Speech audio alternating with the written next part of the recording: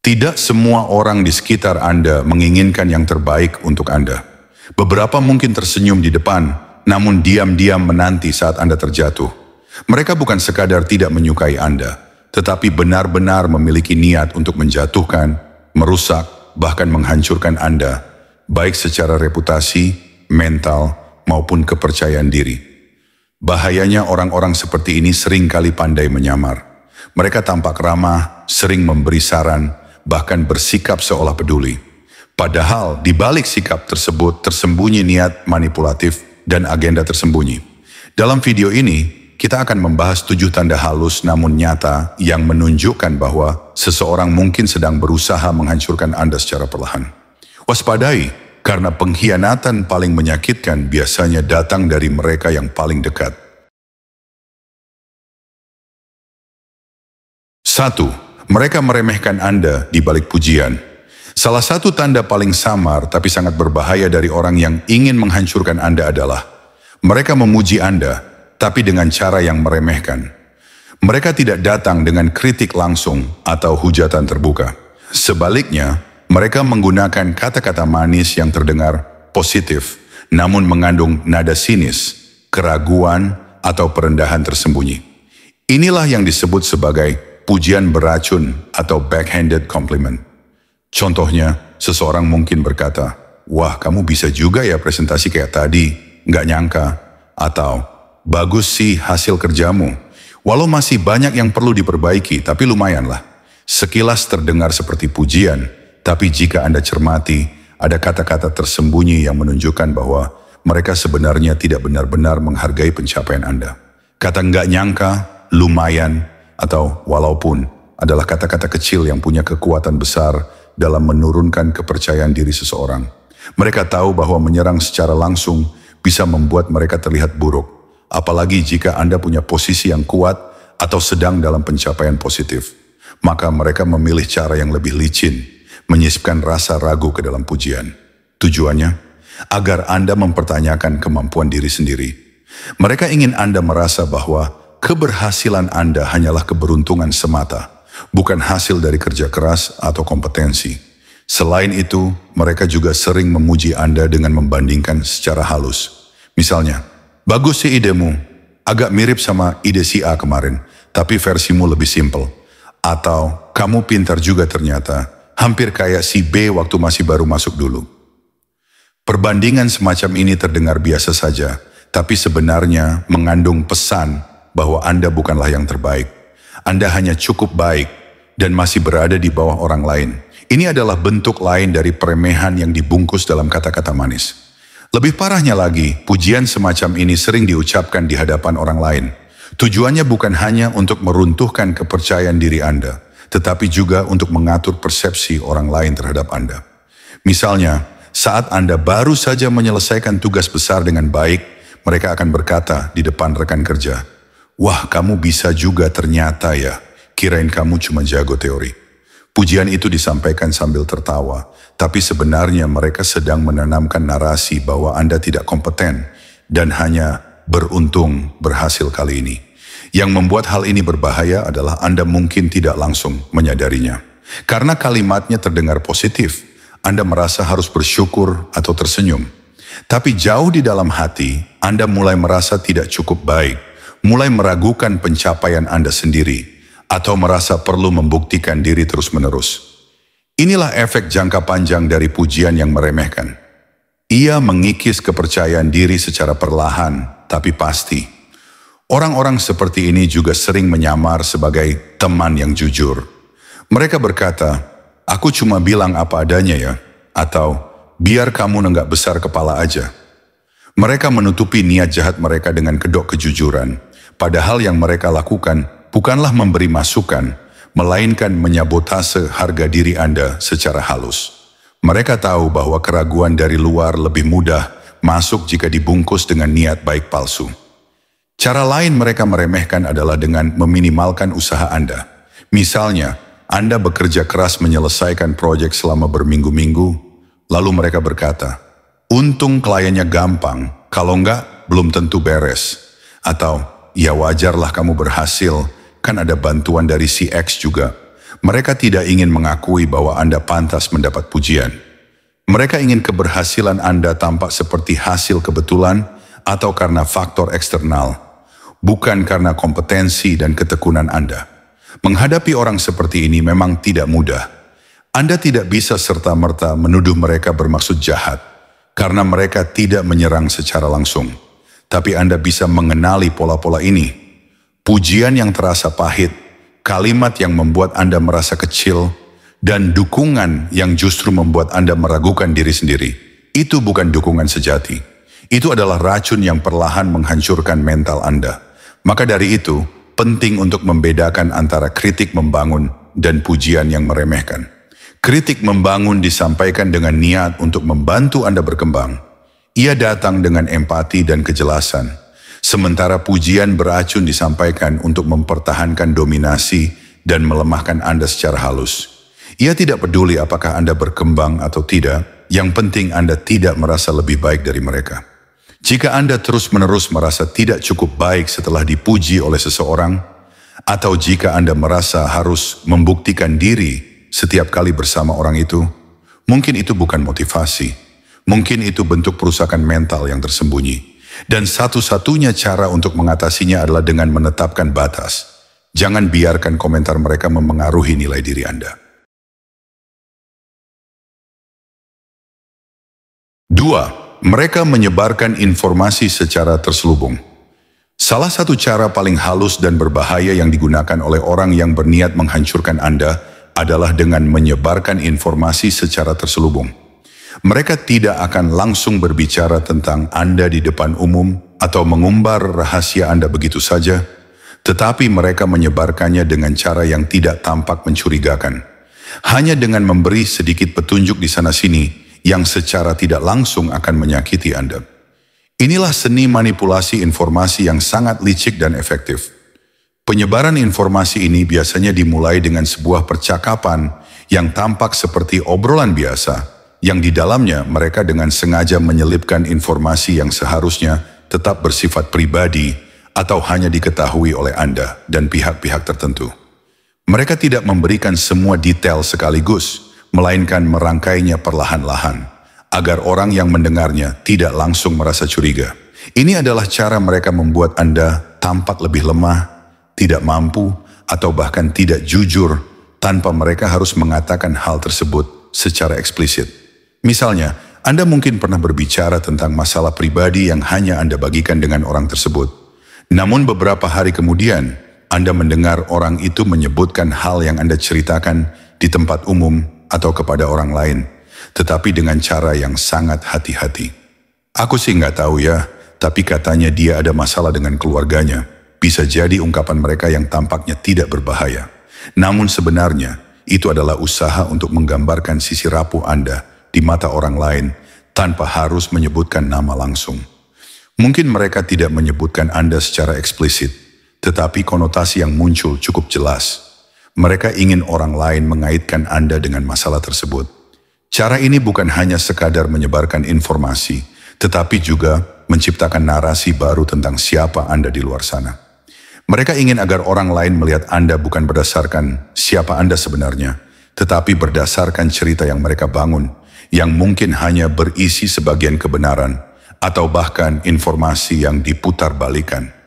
Penciptaan narasi ini sangat berbahaya karena bisa merusak reputasi Anda tanpa Anda menyadarinya. Lebih parah lagi, mereka bisa menggunakan kepercayaan Anda untuk tujuan tersebut. Anda mungkin memberi mereka informasi dengan harapan bahwa itu hanya akan diketahui oleh orang tersebut.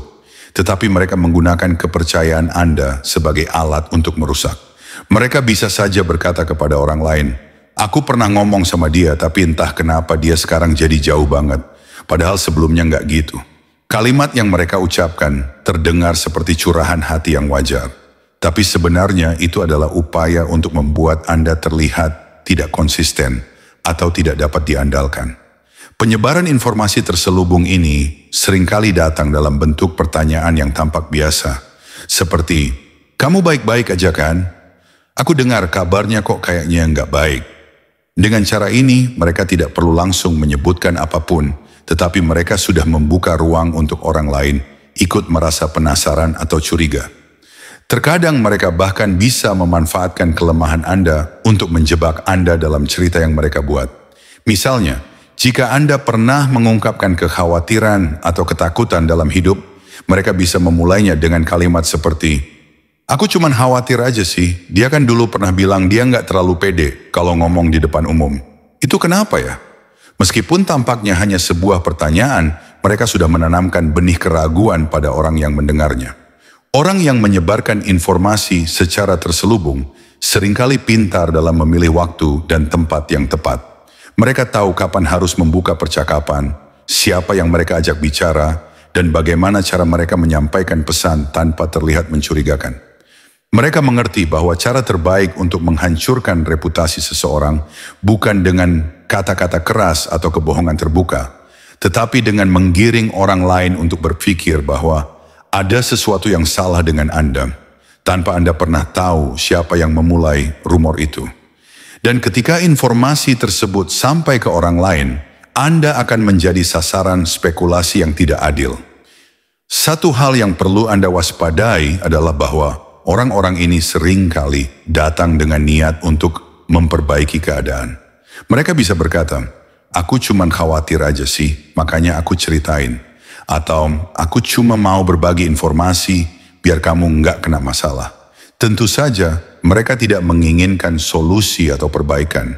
Mereka hanya ingin memastikan bahwa orang lain tahu bahwa mereka memiliki cerita yang bisa merugikan Anda. Ini adalah permainan psikologis yang sangat licik, karena mereka tidak terlihat seperti orang yang menyebarkan gosip atau fitnah. Namun mereka sebenarnya sedang menggerogoti fondasi kepercayaan yang Anda miliki di mata orang lain. 3. Mereka selalu membandingkan Anda dengan orang lain. Salah satu cara paling licik dan merusak yang dilakukan oleh orang yang berniat menghancurkan Anda adalah dengan terus-menerus membandingkan Anda dengan orang lain. Mereka tahu bahwa setiap orang memiliki rasa harga diri dan keinginan untuk dihargai atas pencapaiannya. Dengan cara ini, mereka bisa memanipulasi perasaan Anda dan menumbuhkan rasa kurang percaya diri yang akhirnya bisa membuat Anda merasa tidak cukup baik, tidak layak, atau bahkan tidak kompeten. Pada awalnya, mungkin Anda tidak langsung menyadari bahwa Anda sedang dibandingkan. Perbandingan tersebut seringkali disampaikan dengan kata-kata yang terdengar halus atau tidak langsung. "Kamu sih hebat, tapi si A kemarin bisa selesaiin proyek itu dalam 2 hari." Atau, "Kenapa sih kamu nggak kayak si B? Dia bisa multitasking tanpa kelihatan capek." Kalimat-kalimat ini terdengar seperti pujian pada orang lain, namun yang sebenarnya mereka lakukan adalah menurunkan nilai diri Anda dengan membandingkan pencapaian atau kemampuan Anda dengan orang lain yang menurut mereka lebih baik. Di balik kata-kata yang tampaknya biasa saja ini, ada tujuan yang jauh lebih besar, merusak rasa percaya diri Anda. Mereka ingin Anda merasa bahwa segala usaha Anda tidak cukup, bahwa apa yang Anda capai belum memadai, dan bahwa selalu ada orang lain yang lebih unggul dari Anda.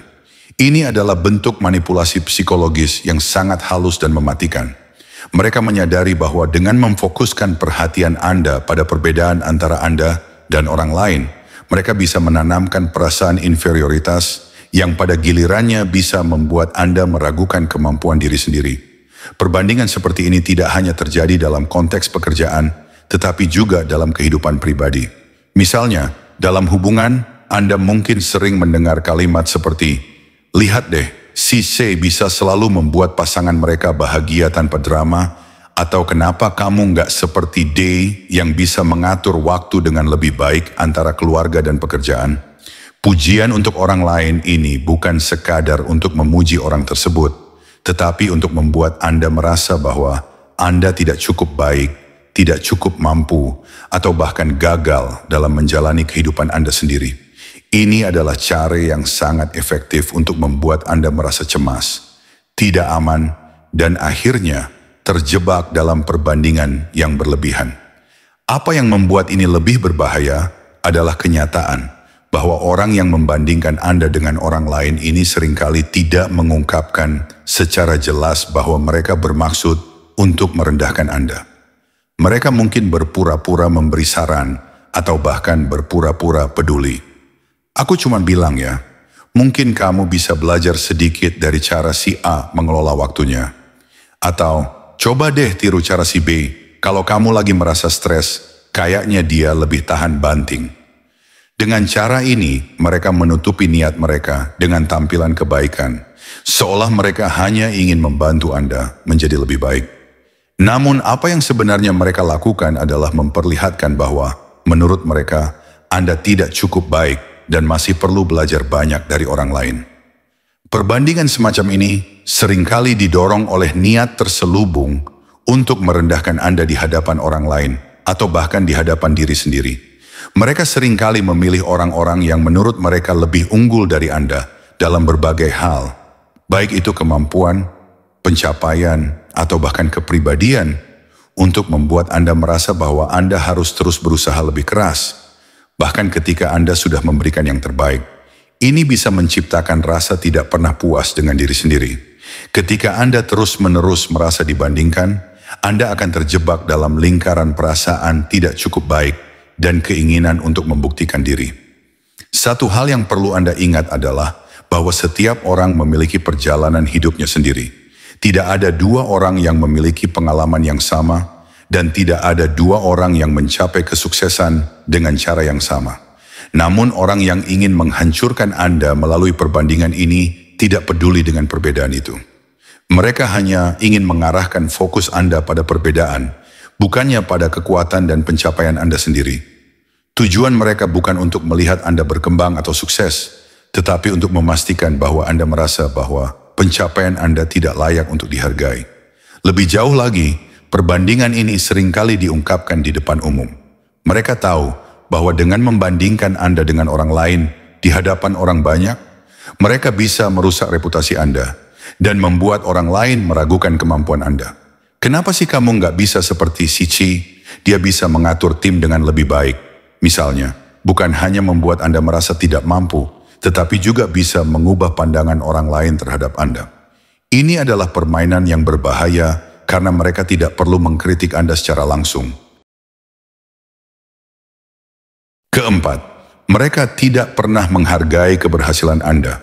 Salah satu ciri orang yang berusaha menghancurkan Anda secara halus adalah ketidakmampuan mereka untuk menghargai atau merayakan keberhasilan yang Anda capai. Meskipun Anda telah berusaha keras dan berhasil meraih sesuatu yang signifikan dalam hidup, mereka seringkali tidak menunjukkan apresiasi atau bahkan meremehkan pencapaian Anda. Ini adalah salah satu bentuk manipulasi psikologis yang paling merusak dan dapat mempengaruhi rasa harga diri Anda secara perlahan, bahkan tanpa Anda sadari. Tidak adanya penghargaan terhadap keberhasilan Anda bisa datang dalam berbagai bentuk. Salah satunya adalah ketidakpedulian mereka terhadap pencapaian Anda. Anda mungkin telah bekerja keras untuk mencapai sesuatu yang besar, seperti promosi di tempat kerja, menyelesaikan proyek besar, atau bahkan meraih tujuan pribadi yang penting. Namun ketika Anda berbagi kabar baik itu, mereka tidak menunjukkan reaksi yang sesuai. Oh, itu saja. Atau, ya, memang seharusnya kamu bisa, adalah jenis respons yang sering muncul dari orang-orang seperti ini.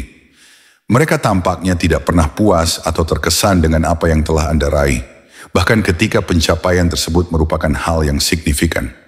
Penyebab ketidakpedulian ini adalah karena mereka tidak ingin Anda merasa lebih baik atau lebih sukses dari mereka. Orang yang berusaha menghancurkan Anda seringkali merasa terancam oleh keberhasilan Anda. Jika Anda terus meraih keberhasilan, itu berarti Anda lebih unggul dari mereka dalam beberapa aspek kehidupan. Hal ini dapat mengganggu ego mereka, karena mereka mungkin merasa bahwa mereka berada di bawah Anda. Oleh karena itu, mereka berusaha untuk mengecilkan pencapaian Anda, agar Anda tidak merasa bangga atau puas dengan apa yang telah Anda capai. Mereka ingin Anda tetap merasa rendah diri atau merasa bahwa pencapaian Anda tidak layak mendapatkan perhatian.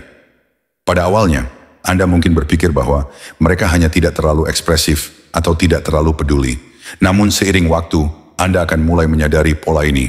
Setiap kali Anda mencapai sesuatu, mereka akan memberikan respons yang dingin, tidak bersemangat, atau bahkan tidak peduli sama sekali. Misalnya, setelah Anda mendapatkan penghargaan atau promosi di tempat kerja, mereka mungkin hanya berkata, "Oh, itu bagus, selamat ya." Tetapi tidak ada tanda-tanda kegembiraan atau rasa bangga atas pencapaian Anda. Ini berbeda jauh dengan seseorang yang benar-benar peduli dan merasa bahagia atas keberhasilan Anda. Tidak menghargai keberhasilan Anda juga bisa terjadi dengan cara yang lebih halus. Mereka mungkin tidak langsung meremehkan pencapaian Anda, tetapi mereka akan lebih fokus pada hal-hal negatif atau kekurangan dari pencapaian Anda. Ya, kamu dapat promosi, tapi nggak tahu deh kalau itu sesuai sama kemampuan kamu. Atau promosi sih promosi, tapi masih banyak yang harus kamu buktikan. Ini adalah cara mereka untuk mengalihkan perhatian dari keberhasilan yang telah Anda raih dan menggantinya dengan ketidakpuasan yang tersembunyi di balik kata-kata tersebut. Hal ini bisa sangat merusak bagi Anda, terutama jika Anda mengandalkan dukungan atau pengakuan dari orang terdekat Anda. Ketika Anda merasa bahwa orang yang Anda anggap penting tidak menghargai pencapaian Anda, itu bisa menumbuhkan perasaan kecewa yang mendalam.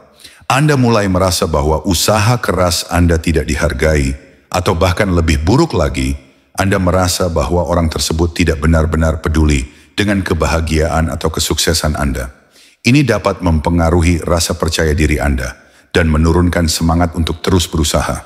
Selain itu, ada juga kemungkinan bahwa orang yang berusaha menghancurkan Anda melalui ketidakpedulian terhadap keberhasilan Anda ini sebenarnya sedang berusaha membuat Anda merasa bahwa apa yang Anda capai tidak berarti apa-apa.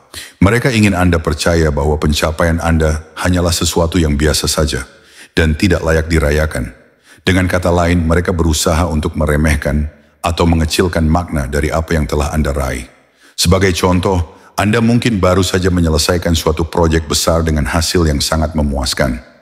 Namun ketika Anda berbagi berita tersebut dengan orang ini, mereka tidak hanya tidak merayakan pencapaian Anda, tetapi mereka mulai mencari hal-hal negatif dalam proses tersebut.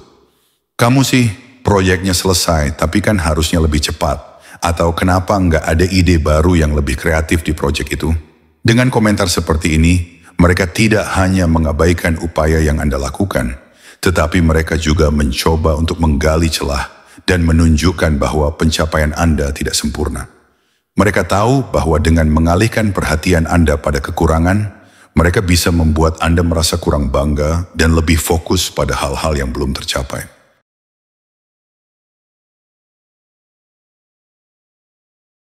Kelima, mereka mendorong Anda untuk membuat keputusan buruk. Ketika seseorang berusaha menghancurkan Anda, mereka seringkali menggunakan taktik yang sangat licik dan berbahaya. Salah satunya adalah dengan mendorong Anda untuk membuat keputusan yang buruk. Mereka tidak akan terlihat langsung merusak atau berbuat jahat, tetapi dengan cara yang lebih halus, mereka akan mencoba memengaruhi keputusan Anda, terutama dalam hal yang akan merugikan masa depan Anda. Meskipun mereka mungkin mengaku memiliki niat baik atau ingin membantu, apa yang sebenarnya mereka lakukan adalah mendorong Anda ke arah pilihan yang akan membawa Anda ke kegagalan atau masalah besar.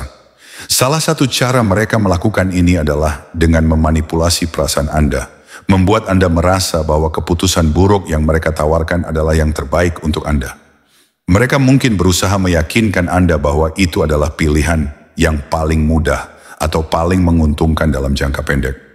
Kenapa nggak coba aja jalan pintas ini, kan lebih cepat? Atau, coba deh, itu bakal bikin hidup kamu lebih santai. Mereka tidak akan berbicara tentang konsekuensi jangka panjang dari pilihan itu. Dan itu adalah hal yang paling berbahaya. Mereka hanya melihat apa yang Anda inginkan sekarang, tanpa memperhatikan bagaimana keputusan itu akan merusak masa depan Anda. Orang-orang seperti ini seringkali mengemas keputusan buruk mereka dengan dalih memberi saran atau petunjuk. Mereka akan berkata, gimana kalau kamu ambil jalan ini aja, biar nggak terlalu pusing mikirin hal-hal kecil, atau kamu sih terlalu keras pada diri sendiri. Kadang kita perlu sedikit menikmati hidup. Pada permukaan, kalimat-kalimat ini terdengar seperti saran yang peduli dan penuh perhatian. Namun jika Anda melihat lebih dalam, mereka sebenarnya berusaha untuk mendorong Anda ke dalam zona kenyamanan yang akan menjauhkan Anda dari pertumbuhan dan perkembangan pribadi. Keputusan buruk yang mereka dorong untuk Anda buat bisa bermacam-macam, tergantung pada situasi dan konteksnya. Misalnya, dalam konteks pekerjaan, mereka mungkin mendorong Anda untuk mengambil jalan pintas yang dapat merugikan karier Anda. seperti mengambil pekerjaan yang sebenarnya tidak sesuai dengan keahlian Anda atau menerima tawaran yang terdengar menggiurkan, namun pada akhirnya tidak memberikan dampak positif. Kenapa nggak coba kerja di tempat itu aja? Gaji besar kok, nggak usah mikirin aspek lainnya. Mungkin adalah kalimat yang akan mereka ucapkan, padahal di balik itu ada risiko besar yang mungkin tidak Anda sadari. Mereka sengaja mengabaikan fakta bahwa tempat itu mungkin tidak cocok untuk Anda, atau bahkan bisa merusak reputasi Anda dalam jangka panjang. Dalam hubungan pribadi, mereka mungkin akan mendorong Anda untuk mengambil keputusan yang tidak sehat, seperti bertahan dalam hubungan yang toksik atau tetap bergaul dengan orang yang membawa pengaruh buruk. Mereka akan berkata, "Kamu sih terlalu sensitif, coba aja lebih bersabar dengan dia."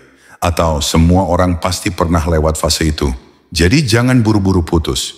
Mereka tidak akan menilai apakah hubungan itu benar-benar sehat atau tidak untuk Anda, tetapi hanya fokus pada kepentingan mereka untuk membuat Anda tetap berada dalam situasi yang tidak membawa kebaikan bagi Anda.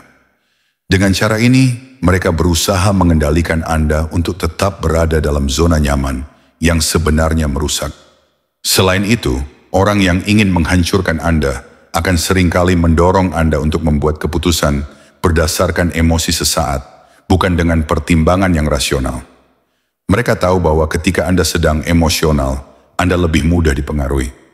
Mereka akan memanfaatkan situasi di mana Anda merasa cemas, frustrasi atau marah, dan dalam kondisi ini, mereka akan mendorong Anda untuk bertindak impulsif tanpa berpikir panjang.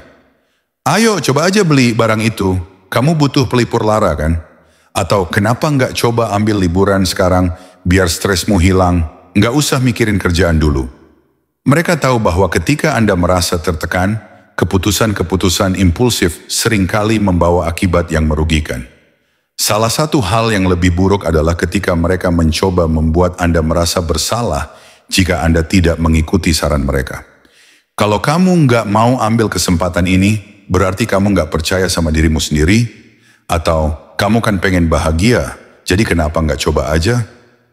Mereka menggunakan rasa bersalah sebagai alat untuk memaksa Anda mengambil keputusan yang mereka inginkan, meskipun keputusan itu bukan yang terbaik untuk Anda.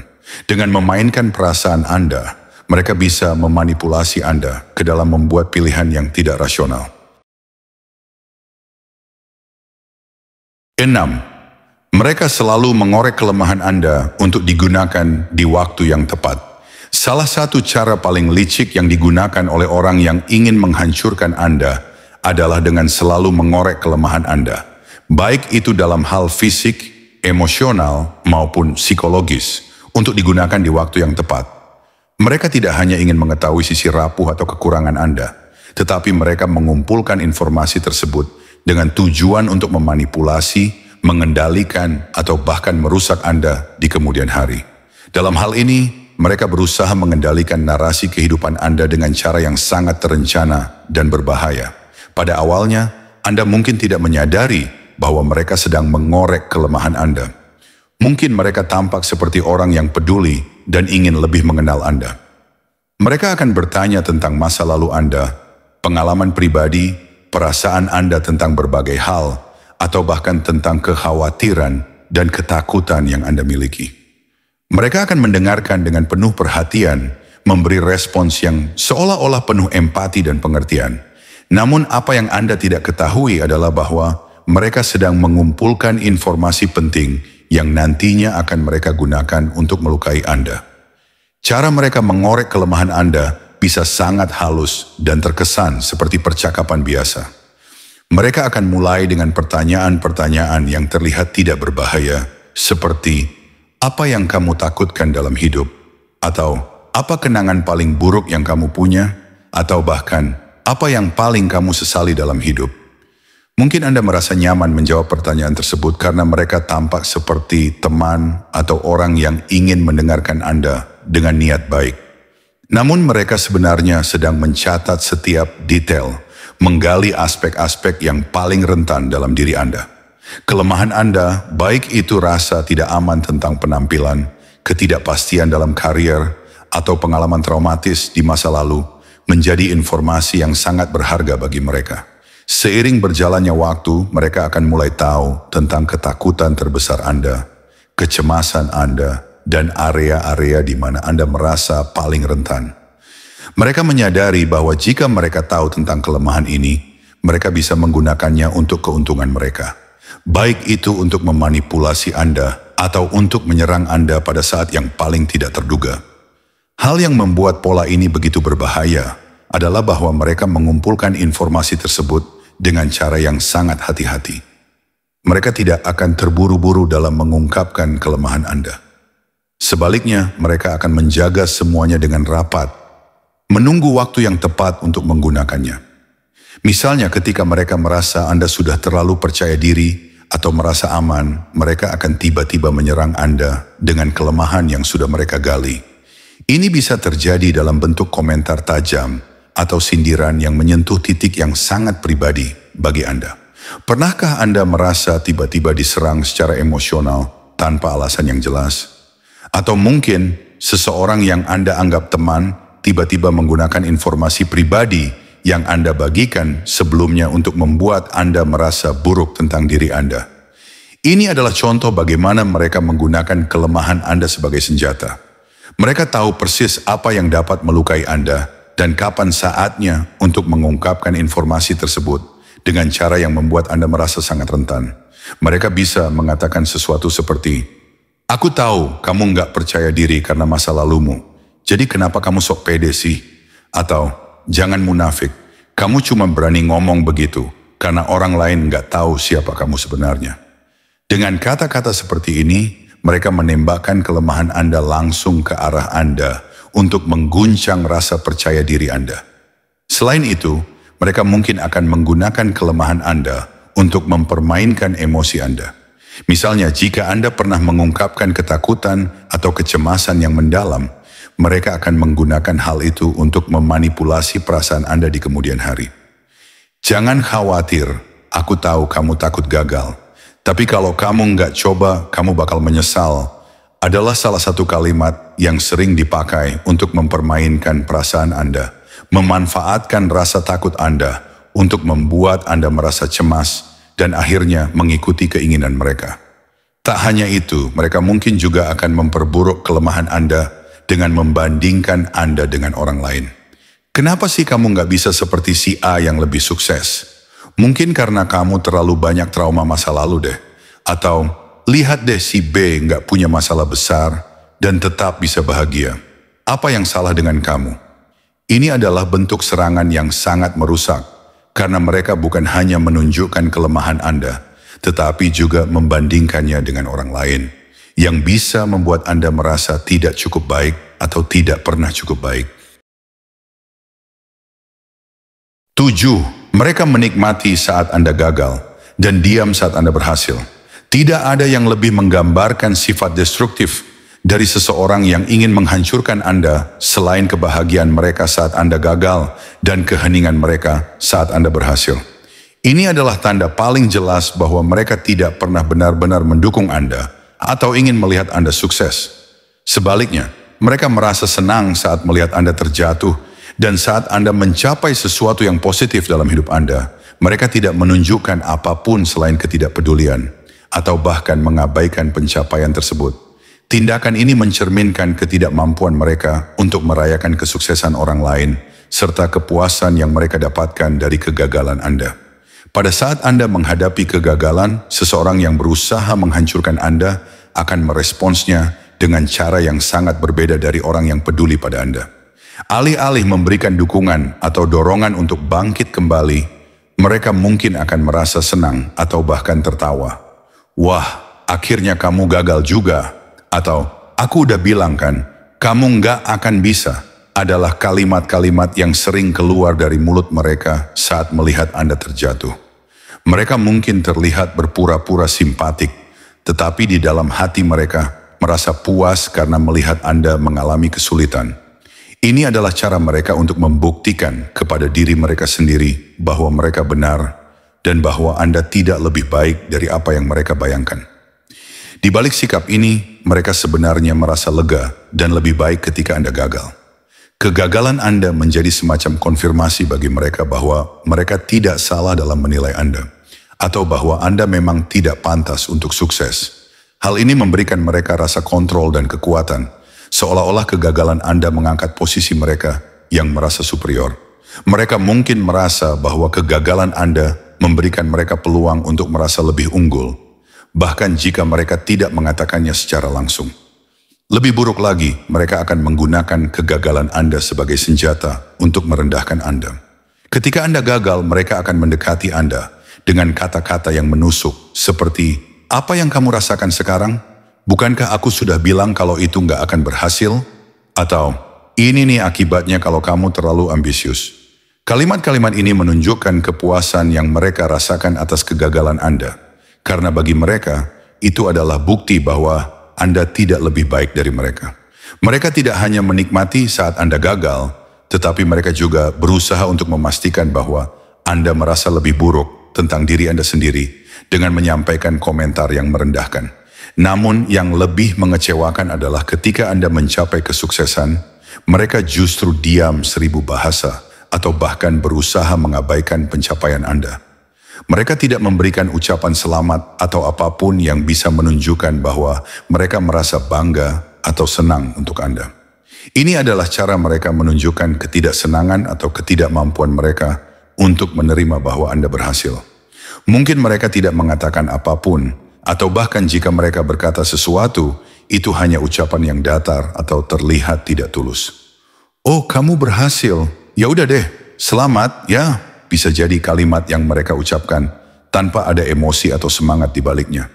Tidak ada antusiasme atau rasa senang yang mereka tunjukkan, karena mereka merasa bahwa kesuksesan Anda hanya akan membuat mereka merasa lebih rendah. Seringkali mereka akan meminimalisir keberhasilan Anda dengan membandingkannya dengan pencapaian orang lain yang lebih besar atau lebih mengesankan. "Ah, itu cuma keberuntungan aja. Coba lihat si A yang berhasil lebih besar." Atau, "Ya udah, itu sih hal kecil. Kalau kamu bisa begini, kenapa nggak coba hal yang lebih besar?" Mereka tidak akan pernah mengakui betapa besar usaha yang Anda lakukan untuk mencapai tujuan tersebut. Pencapaian Anda di mata mereka selalu akan terlihat tidak cukup atau tidak berarti. Ini adalah taktik yang digunakan untuk menurunkan harga diri Anda dan membuat Anda meragukan seberapa besar usaha yang telah Anda lakukan. Mereka yang tidak ingin melihat Anda sukses juga tidak akan berbagi kebahagiaan Anda.